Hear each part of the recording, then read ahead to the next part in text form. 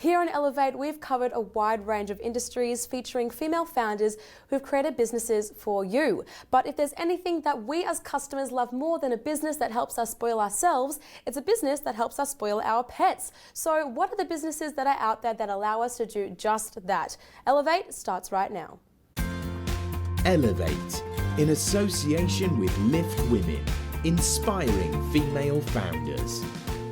Hello and welcome to Elevate by Lift Women. I'm Jamila Jello and it's my pleasure to be here to talk all things business with women who are making a difference. And remember, whilst Lift Women are the presenting sponsors of today's discussion, all of the views and opinions in the following segment are of course our own. And on this episode of Elevate, we're talking all things furry friends and the incredible innovations that are out there with even more incredible female founders. And on one of those incredible women is Sarah Morrissey, who is the founder of Beau's Biscuits, the company taking your pet buds, taste buds, seriously with their grain-free dog treat baking mixes. And Sarah joins me now. Sarah, thanks for joining us on the show. How are you going? I'm well, Jamila. Thank you. Absolutely. Now, let's get started. I mean, what's Beau's Biscuits and what do we mean by DIY baking packs? I mean, how did this all come about and what's the idea? Well, it came about, I don't know about you, but I love to bake for my family, but I don't bake from scratch. So I like to open a packet mix, bake up something quickly and chuck it in the oven. And I felt, well, why should our dogs miss out on that? A lot of people want to bake healthy treats for their dogs. They want to know what's in their dog treats. So we're helping them by giving them a basic base mix that they can then add an egg and water to, or they can jazz up their recipes and they know exactly what's going into their dog biscuits and they can make them with love. Absolutely. Now, I mean, you said just before that you love to bake, and I mean, we also just love to spoil our pets. I mean, do businesses like this exist for pet owners who simply just like to indulge in their fur babies, or is it just as much about the dogs as well? Do you think they notice?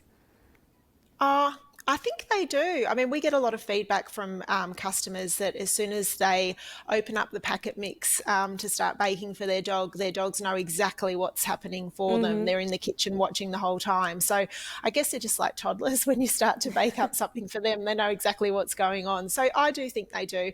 And it gives us a lot of pleasure knowing that what we're giving our dogs is good, healthy, nutritional, with no preservatives. Yeah, absolutely. And I mean, had you had any experience in the world of business ownership when you started out? I mean, what have been your biggest challenges and perhaps your biggest lesson along this journey as a female founder? This is my second business. So I had been running another business for around 7 years, which was a social enterprise. And unfortunately, through COVID, I had to close that down. That was a children's radio station. So this is completely different. Yeah. But I do feel that you learn as you go and you take, I guess, some of the mistakes and learnings from your previous businesses and you bring them into this one. So I think that this time around, I knew exactly what I wanted from a brand perspective, from our values, and I think also getting it out there and building relationships. I'd had a fair bit of experience in that previously. So it allowed me to move into this area and move quite quickly. But food was definitely new to me. So I had to surround myself with people that had a lot more knowledge than me. And what do you wish to elevate as a female founder who, you know, has had experience in the business world, and perhaps to those who want to find their feet as well in a similar position as you? What do you wish to elevate? Well, I just think that we can do it. There's no reason why we can't. I hear so many times people saying, oh, I've got a fantastic idea, but I don't know how to do it. And I think that it's really just a case of starting off step by step. So you might have these big, amazing plans, but all you really need to do is start with the first step. So I think that being detailed and structured and following a plan that is step by step really does help you to achieve big things. Well, Sarah, thank you so much for your time on Elevate today. It's been an absolute pleasure, and thanks again. Thank you for having me. Now over to my next guest for today, and Emily Martin is the founder of Dundies, the company that makes undies for dogs. Sounds a little ridiculous at first, I know, but Emily joins us now to tell us exactly how ridiculous it isn't, and how this innovative idea may save not only your dog from a lot of stress, but your home from a lot of mess. Emily, welcome to the show. Thanks for joining us. How are you going? I'm well, thank you so much for having me. Absolutely. Now, I mean, enlighten us. What are Dundies and why are they more serious than they sound? Yeah, certainly. So, scratch your head type of topic when you think about putting a nappy on a dog. Yeah. Why would you do it? So, Dundies was started because I have an incontinent bulldog and I needed a nappy for her, otherwise, she would have been euthanized, unfortunately. So, I got to work with my vets to develop a health tool essentially to help keep her inside nice, dry, and comfy. And our products have expanded from there and now serve pets across a whole range of different issues from incontinence through to heat, senior Yeah. pets, marking, and more.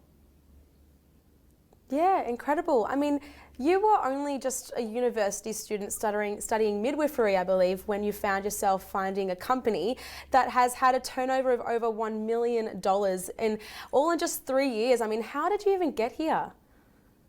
Yeah, it was definitely an interesting journey to go on. I was full time at uni when the pandemic happened, and I was operating Dundies sort of as a side hustle, like a lot of women do, just to generate a little bit of extra income. And the pandemic sort of saw this massive surge in online sales for e commerce and really helped me take my business to the next level. So I ended up pausing my university degree, of which I have not been back to in 2 years now, to work on Dundies full time. And it's been a fantastic experience that's enabled me to take on 15 staff now and continue to grow our onshore and international distribution. Amazing. Now, on the back of that, I mean, what advice do you have for those who have started out, I mean, just like you, but they've had an idea that have now perhaps found themselves in a little bit too deep? What advice do you have to those founders? Yeah, definitely take a step back sometimes and just breathe. Look at what you have achieved and where you're going. Or if you're planning on starting a business, just take the notebook out and write down some of those first steps from setting up an ABN to Yeah, what for your sure. Now, brand name might even be.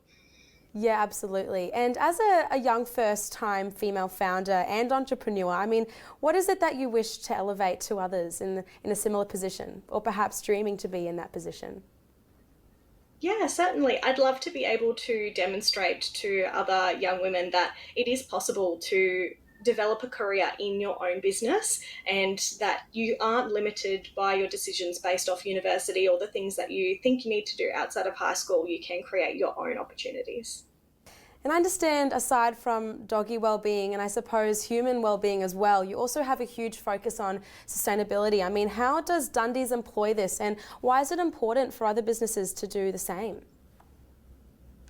Going into 2023 now, I think it's important that all businesses have a sustainability model in place. We really need to do our part for the planet, even if it's little, we can all create a massive impact together.